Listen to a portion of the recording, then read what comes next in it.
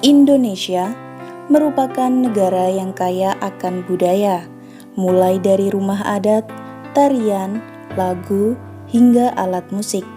Tak heran jika banyak sekali wisatawan, baik dari dalam maupun luar negeri, yang berkunjung ke suatu daerah yang memiliki nilai budaya tinggi. Beberapa tradisi merupakan warisan dari nenek moyang yang sudah dilakukan sejak dahulu kala, yang kadang mengandung unsur-unsur yang sulit dipercaya nalar. Berikut adalah tradisi ekstrim di Indonesia.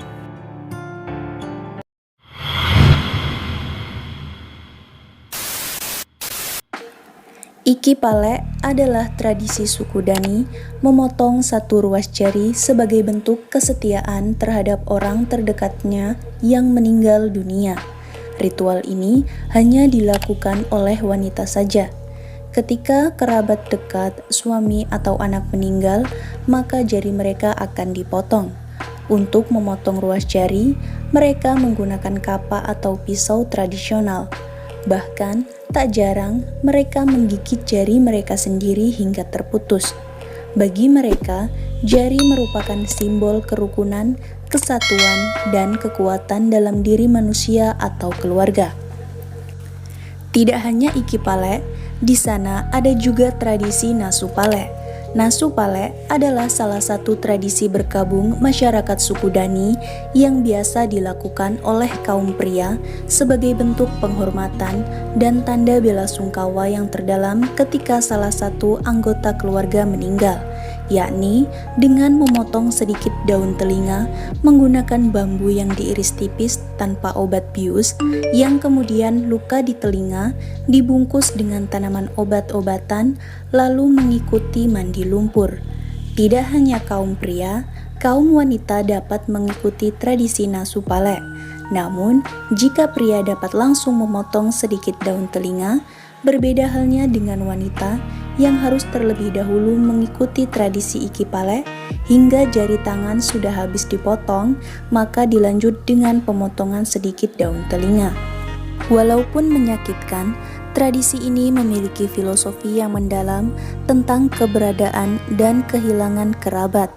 Menurut suku Dani, menangis saja tidak akan cukup untuk melambangkan kesedihan yang dirasakan.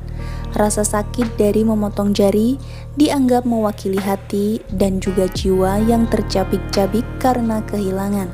Dalam bahasa Papua, itu disebut dengan Wene Opakima Dapuli Welaikare Makehasi.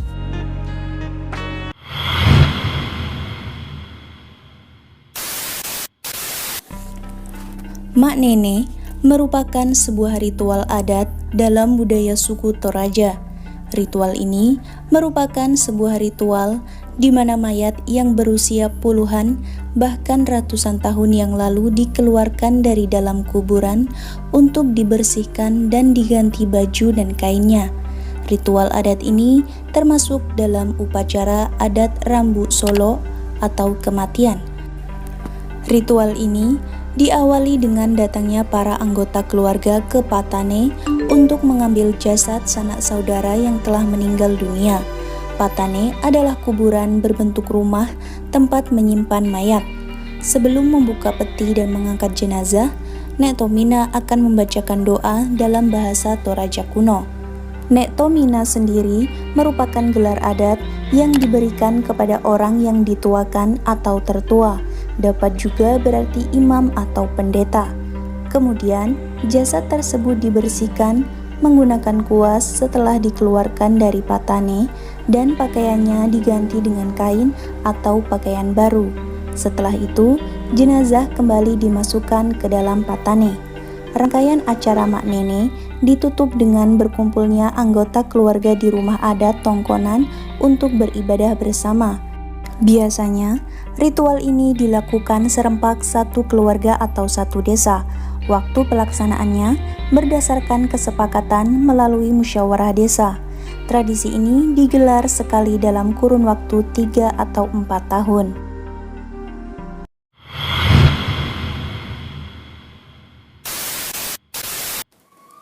Upacara Tiwah merupakan ritual para penganut Hindu Keharingan, kepercayaan asli suku Dayak sebagai tanda bakti kepada leluhur.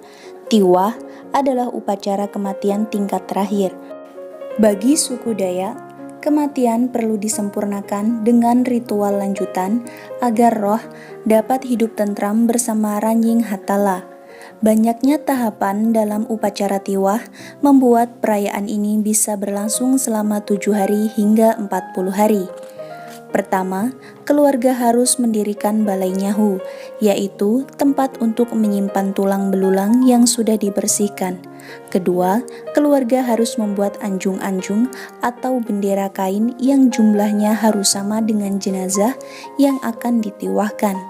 Ketiga, keluarga memasukkan tulang belulang ke balai nyahu. Tahapan ini disebut tabuh 1, tabuh 2, dan tabuh 3.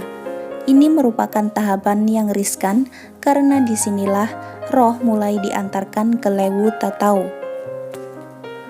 Tabuh dilakukan 3 hari berturut-turut. Tahapan berikutnya, keluarga melakukan tarian manganjan sambil mengelilingi Sangkai Raya, tempat anjung-anjung dan persembahan untuk Ranying Hatala berada, dan Sapundu atau patung berbentuk manusia.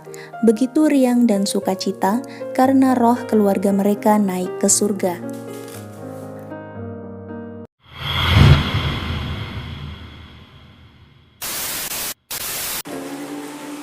Suku Naulu memiliki beberapa tradisi yang unik dan cukup menyeramkan untuk diterapkan dalam kehidupan modern. Salah satu yang paling terkenal adalah tradisi memenggal kepala sebagai ritual dalam beberapa upacara adat yang mereka miliki. Salah satunya adalah upacara mendirikan rumah adat baru di mana mereka membutuhkan tengkorak kepala manusia sebagai ritual persembahan pada dewa. Selain itu, pemenggalan kepala ini merupakan sebuah tanda kedewasaan dari para kaum pria Naulu.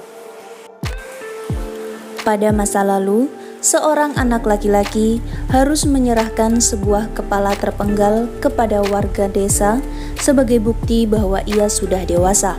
Namun, tradisi ini sudah dilarang secara hukum sejak terjadinya tragedi kriminal di tahun 2005 yang berlatar belakang tradisi ini. Tradisi lainnya yang masih bertahan adalah pengucilan wanita yang pertama haid dan akan melahirkan. Suku Naulu menyediakan sebuah bilik berukuran 2 x 2 meter yang bernama Tiku Sune untuk tempat pengasingan diri bagi kaum hawa yang akan melahirkan atau yang mendapat haid pertamanya. Setelah masa tersebut dilewati, kemudian mereka akan kembali ke rumah masing-masing dan keluarganya mengadakan pesta bagi kembalinya mereka ke keluarga.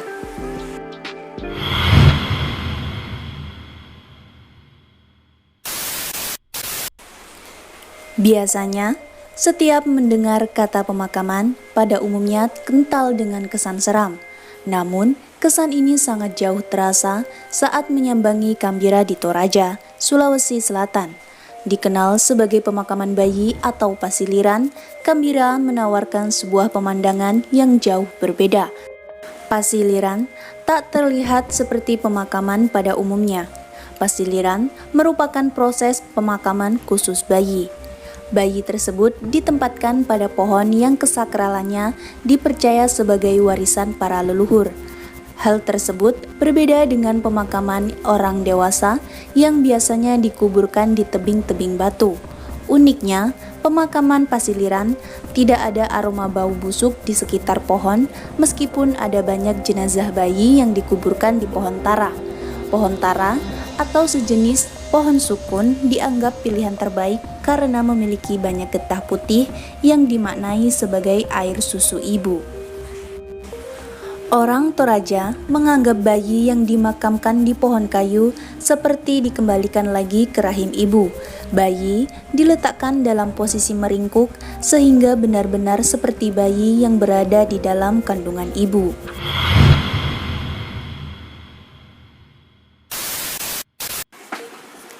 Tradisi ini merupakan tradisi mengerik atau meruncingkan gigi pada wanita. Untuk mengerik satu gigi diperlukan waktu kurang lebih 30 menit dan ada 23 gigi wanita suku Mentawai yang harus dikerik.